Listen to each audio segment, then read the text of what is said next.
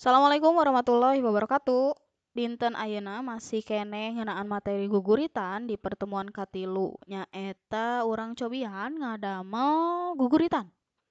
Nah, tapi sateuacan ngadamel guguritan urang cobian heula ngalengkepan eusi guguritan yah. Di dieu ibu tos nyayogikeun aya 2 pupuh, anu kahiji nyaeta pupuh mijil.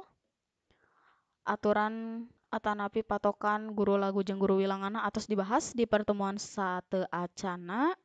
Nah, ayeuna urang cobian ngalengkepan pupuh mijil nu judulna nataan kadaharan Sunda. Kadaharan itu makanan ya. Jadi menyebutkan makanan Sunda. Nah, di dieu tinggal ngalengkepan hungkul. Aya nu kedah dilengkepan jawabanna dipalih dieu. Nah, sateuacan urang nyobian ngalengkepan carana nyaeta masih emut di dieu aya pupuh mijil. Pupuh mijil aturan guru lagu jeung guru wilanganna nyaeta naon wae. Ditulis di dieu supados katingal. Pupuh mijil aya 10 i. Aya 10 i terus genep o.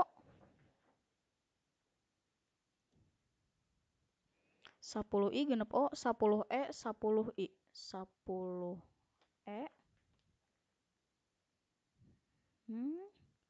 10 e terus 10 i genep i. 10 i genep i terakhir genep u.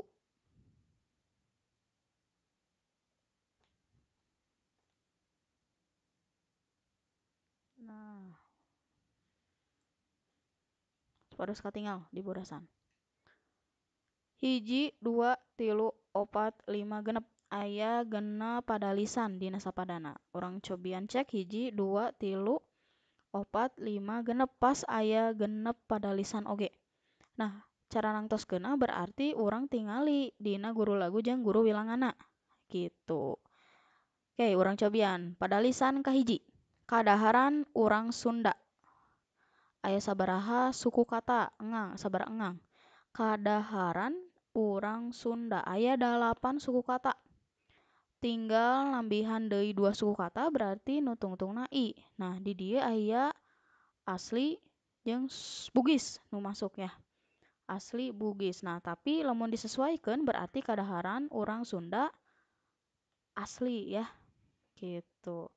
Kadaharan urang Sunda asli. Berarti di dieu jawabanna nyaeta asli. Pas 10 i. Padalisan kadua opak jeung anu tungtungna o genep suku kata. Opak jeung nembe 3 suku kata.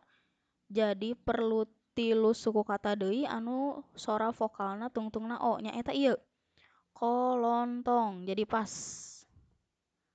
Padalisan kadua nyaeta kolontong. Nah, genep o. Padalisan katilu.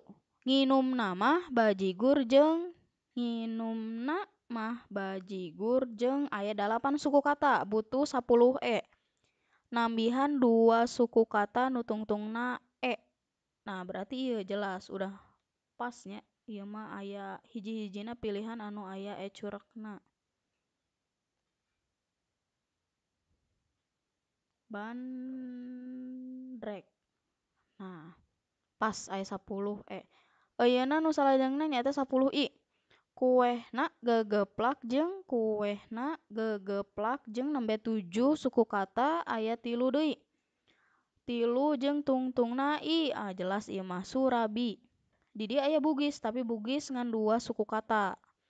Ai Surabi 3 suku kata. Janten anu pas nyaeta Surabi.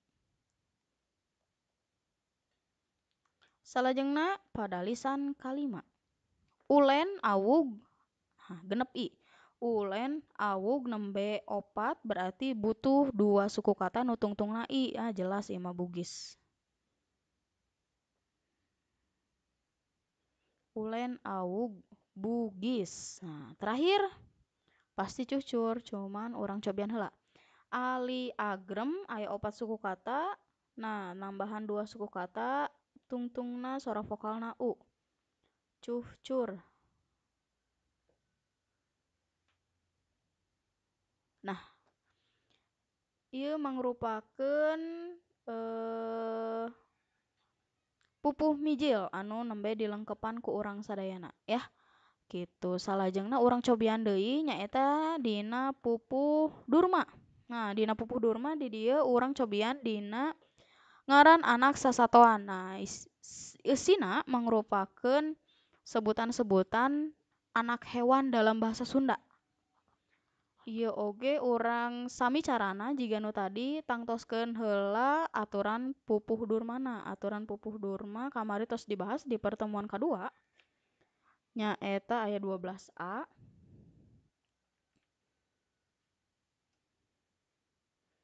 7I 7I genep A 7A 8I 5A terakhir 7I.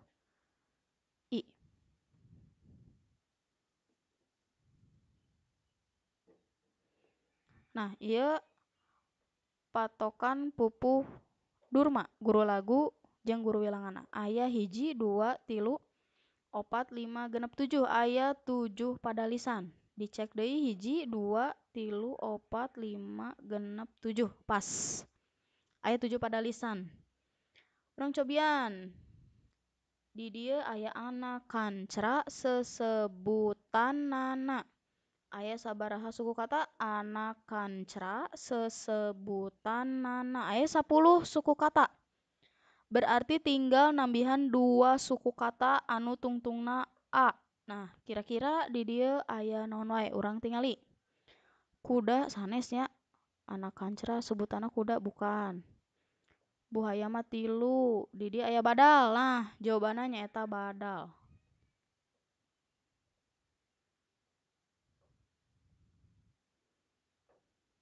Jawabanna nyaeta badal. Pas aya 12A. Pada lisan kedua anak japati. 7 suku kata tungtungna i. Nembe aya anak japati. Aya 5 suku kata tinggal nambihan 2 suku kata. Di dieu nu 2 suku kata kuda belum mah sanesnya belo teh anak kuda saresna mah. Jadi jawabanna di dieu pasti piyik.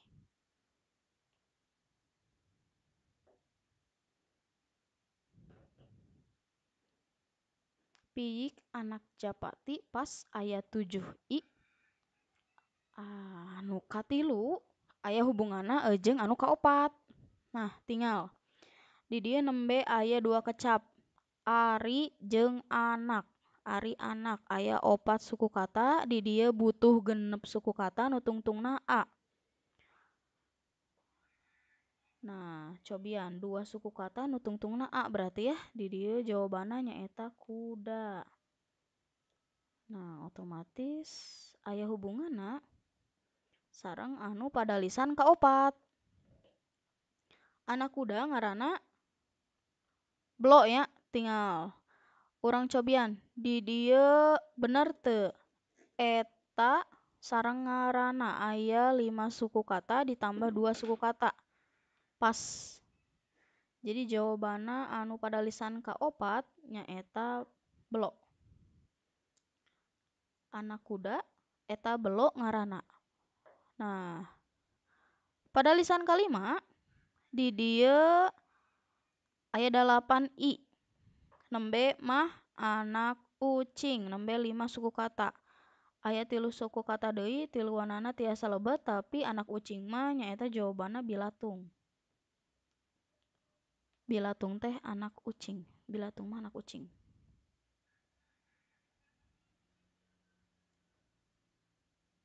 Nah, terakhir aya hubunganna sareng pada lisan terakhir.